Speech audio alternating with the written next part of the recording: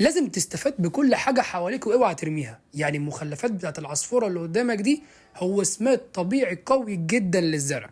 هنبدأ طبعا ان احنا نطلعه من العلبة البلاستيك دي، وبعد كده هنروح نجيب كوباية فيها مية، وطبعا علشان الكمية قليلة فجبت كمية مية قليلة، وهبدأ ان انا انزل فيها المخلفات بالشكل ده، وبعد كده هسيبها ساعة ساعتين او يفضل يوم كامل، وبعد كده اغسل البتاعة دي وهروح احطها في القفص بتاع كراكيري، وبعد حوالي 4 أو 5 ساعات ده هيبقى شكلها معاك.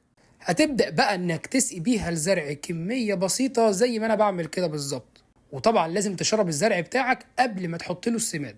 وحقيقي بعد ما تستخدم السماد ده مع الزرع هتحس بنتيجة مختلفة تماما، وبدل ما ترميه استفاد بيه، وفي ناس عندها كمية أضعاف أضعاف اللي عندي. شفت بقى الموضوع سهل ازاي؟ الزراعة سهلة، سهلها على نفسك. سلام.